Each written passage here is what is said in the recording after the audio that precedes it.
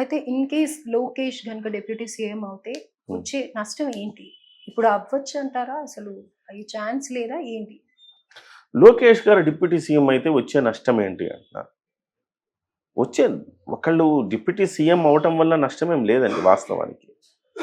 పోనీ లాభం ఏంటి అని ఒక్కసారి మనం క్వెషన్ చేసుకుంటే, లోకేష్ గారు చాలామంది అంటున్నారు, ఎందుకింత వివాదంగా దీన్ని చూడాలి? లోకేష్ గారు డిప్యూటీ సీఎం అయితే పెద్ద జరిగే నష్టమేమన్నా ఉందా? తప్పేమన్నా ఉందా? అంటే యెస్. చాలా లోతుల్లోకెళ్ళి ఆలోచించాలి మనం.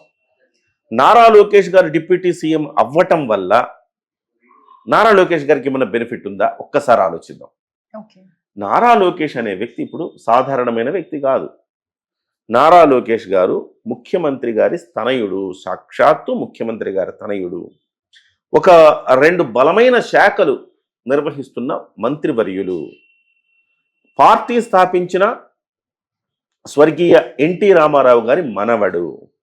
ఏ రకంగా చూసినా లోకేష్ గారు చంద్రబాబు గారి తర్వాత సుప్రీం ఆయనే.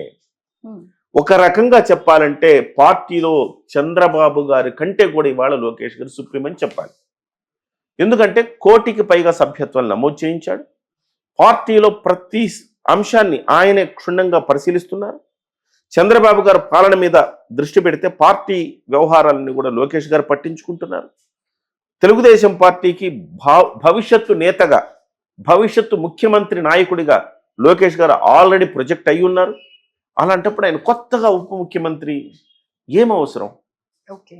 ఇవాళ కూడా ఒక రకంగా చెప్పాలంటే ఒక పాజిటివ్ నోట్లో చెప్తున్నా, లోకేష్ గారే ఇవాళ కూడా ముఖ్యమంత్రి స్థాయిలో పనిచేస్తున్నారు. ఒక నెగిటివ్ నోట్లో వాళ్ళు అంటున్నారు, ఎవరు? వైసీపీ వాళ్ళు, సకల శాఖ మంత్రి లోకేష్ అంటున్నారు. హ్మ్. ఎందుకంటున్నారు? అన్ని శాఖల మీద కూడా లోకేష్ నజర్ ఉంది. లోకేష్ గారి కనుసన్నల్లోనే అన్ని శాఖలు నడుస్తున్నాయి. ఆయన మాట లేకుండా ఒక్క శాఖలో ఒక్క ఫైల్ కూడా కదలట్లేదు అనే ఉద్దేశంతో వాళ్ళు అంటున్నారు. వాళ్ళు అంటున్న నెగటివ్ కోణంలో నేను అంటలేదు, కానీ పాజిటివ్ కోణంలో చెప్తున్నా. నారా లోకేష్ గారికి తెలియకుండా ప్రభుత్వంలో కార్యకలాపాలు జరిగేది ఆ పరిస్థితి లేదు.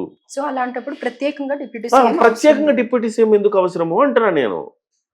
సో అది ఒక ముఖ్యమంత్రికి తెలియకుండా ఏ శాఖలను ఏదైనా జరుగుతుందా? జరగదు. అలాగే నారా లోకేష్ గారికి తెలియకుండా కూడా ఏ శాఖలు ఏమి జరగట్లేదు. ఒక్క జనసేన శాఖల్లో తప్ప. తెలుగుదేశం 21 మంది ఉన్నారు మొత్తం మంత్రులు. 21 మంది మంత్రులు లోకేష్ గారిని పక్కన పెడితే 20 మంది మంత్రులు ఏం చేస్తున్నారు, వాళ్ళ శాఖల్లో ఏం జరుగుతుంది, ఏ ప్రాజెక్టులు వస్తున్నాయి, ఏ ప్రాజెక్టులకి మనం అప్రూవల్స్ చేస్తున్నాం, అన్నీ లోకేష్ గారికి తెలిసే జరుగుతూ ఉన్నాయి. అటువంటిప్పుడు ఉప ముఖ్యమంత్రి అనేది మీకు కొత్తగా ఏమైనా ప్రయోజనం చేకూరుస్తుందా? నథింగ్. ఎలాంటి ప్రయోజనం చేకూరుతుంది? పోనీ పార్టీలో మీరు సూపర్ పవర్ కావాలనుకున్నారనుకుందాం. పార్టీ కోసం చాలా శ్రమించారు లోకేష్ గారు, పాదయాత్ర చేశారు, పార్టీలో బలోపేతం చేశారు, యువతను తీసుకొచ్చారని చాలామంది అంటున్నారు. మరి అలాంటప్పుడు ఇప్పుడు పార్టీ ప్రధాన కార్యదర్శిగా ఉన్నారు కదా, ఆయన జాతీయ అధ్యక్షుడు చేయండి. చంద్రబాబు గారికి కాస్త రిటైర్మెంట్ ఇచ్చి ఆయన జాతీయ అధ్యక్షుడు చేయండి. ఇంకా గొప్ప పదవి ఇచ్చినట్టే కదా. అది మీరు ఎవరి ప్రమేయం అవసరం లేదు అక్కడ. ఇటు జనసేన కానీ బీజేపీ ప్రమేయాలు అవసరం లేదు దాంట్లో. కానీ మీరు ఉప ముఖ్యమంత్రిని లోకేష్ గారిని చెయ్యాలనుకున్నప్పుడు మాత్రం జనసేన బీజేపీల అభిప్రాయాలు మస్ట్ అండ్ షుడ్. వాళ్ళకు తెలియకుండా, వాళ్ళకు చెప్పకుండా, వాళ్ళ అనుమతి లేకుండా మీరు చేయలేరు. ఇది ప్రధానమైన పాయింట్. దీన్ని తెలుగుదేశం వాళ్ళు డిమాండ్ చేయడం అనేది వివాదాస్పదమే కదా. వాళ్ళ కన్సర్న్ లేకుండా మీ ఇష్టం వచ్చినట్టు మీరు డిమాండ్ చేయడం అనేది తప్పు కదా. First thing. రెండవది, ఎటువంటి ప్రయోజనం లేని ఉప ముఖ్యమంత్రి పదవిని లోకేష్ గారికి కట్టబెట్టడం వల్ల నష్టం ఉందా అని అడుగుతున్నాను.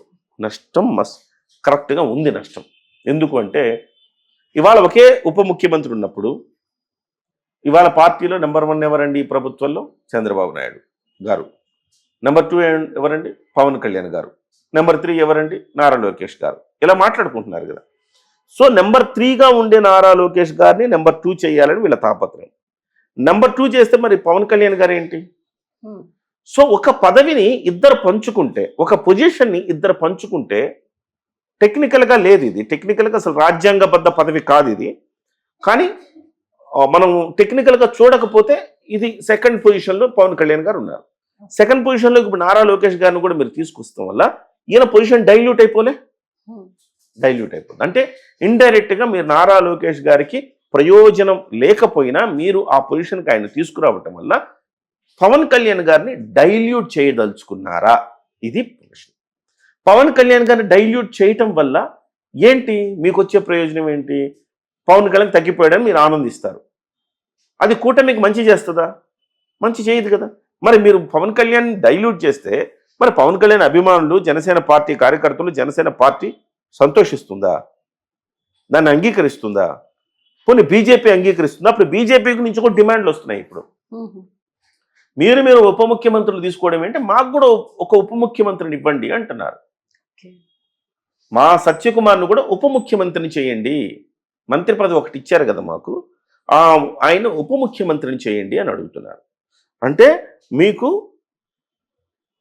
చంద్రబాబు నాయుడు గారు ముఖ్యమంత్రి, జనసేన పార్టీ నుంచి ఒక ఉప ముఖ్యమంత్రి, తెలుగుదేశం నుంచి మళ్ళీ ఇంకొక ఉప ముఖ్యమంత్రి, బీజేపీ నుంచి మళ్ళీ ఉప ముఖ్యమంత్రి. ఈ ముగ్గురు ఉప ముఖ్యమంత్రులు వచ్చిన తర్వాత ఇంకొక డిమాండ్ ఏమొస్తుంది తెలుసా తెర మీదకి? మీరందరూ కూడా అగ్రకురాలు, సత్యకుమార్ గారు బీసీ, మరి ఎస్సీలకు ఎవరికి ఉప ముఖ్యమంత్రి పదవి ఇవ్వరా? ఎస్టీలకు ఇవ్వరా? మైనారిటీకి ఇవ్వరా? సరే తలా ఒకరికి ఇచ్చేసుకోండి. వైఎస్ఆర్సీపీలో 5 మంది, మరి వైఎస్ఆర్సీపీలో 5గురు ఉప ముఖ్యమంత్రులు ఉన్నప్పుడు హేళన చేసింది మనమేగా.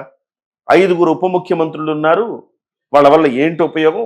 నిజంగా కూడా వైఎస్ఆర్సీపీలో 5గురు ఉప ముఖ్యమంత్రులు ఉన్నారు. ఎవరండి అంటే పేర్లు చెప్పమంటే చెప్పగలరా? మీరైనా నేనైనా చెప్పలేం. పోనీ ఆ ఉప ముఖ్యమంత్రులకైనా గుర్తుందని తాను ఉప ముఖ్యమంత్రినని ఆ స్థాయి కూడా ఉండదు నిజానికి. అలాగా ఆ ఉప ముఖ్యమంత్రి పదవికి ఇజ్జత్ తీసేసిన పార్టీ జగన్మోహన్ రెడ్డి పార్టీ. మరి ఇవాళ పవన్ కళ్యాణ్ గారు ఆ పదవికి వన్నె తెచ్చారు. ఇవాళ అన్నిటిని మీరందరూ డైల్యూట్ చేసుకొని పంచుకోవడం ద్వారా మళ్ళీ ఆ పదవికి ఉన్న విలువను తీసేస్తారా? సో వాళ్ళకి మనకి తేడా ఏంటి? సో ఒక రకంగా కూటమిలో చిచ్చు రేపడమేగా ఇది, వివాదమే కాదు ఇది. సో ఎటువంటి ప్రయోజనం మీకు లేకపోగా మీరు ఇతరుల ప్రయోజనాన్ని, ఇతరులకు వచ్చే విలువను తగ్గించే ఒక ప్రయత్నం చేస్తే జనసేన పార్టీ చూస్తూ ఊరుకుంటుందా? బీజేపీ ఊరుకుంటుందా? సో ఇది 6 నెలలు కూడా కాలేదు. 6 నెలలు అయిన తర్వాత ఇప్పుడే ఇది మొదలు పెట్టారంటే ఇంకా 4.5 సంవత్సరాలు ఎలా కొనసాగుతుంది కూటమి ప్రభుత్వం? ఇక నుంచైనా నేను చెప్పేది ఏంటంటే చంద్రబాబు నాయుడు గారు చాలా అనుభవజ్ఞులు, ఒక విజనరీ లీడర్ అంటున్నారు. ఆయన విజన్తోని ఒక్కసారి ఆయన ఆలోచిస్తే ఇది కరెక్ట్ కాదని ఆయనకి తెలుస్తుంది. కూటమి రాబోయే 4.5 సంవత్సరాలు ప్రశాంతంగా మనం వర్క్ చేసుకొని ప్రజలకు అభివృద్ధి కార్యక్రమాలు ఇవ్వాలి. రోడ్లు ఎలా ఉన్నాయి, మన మౌలిక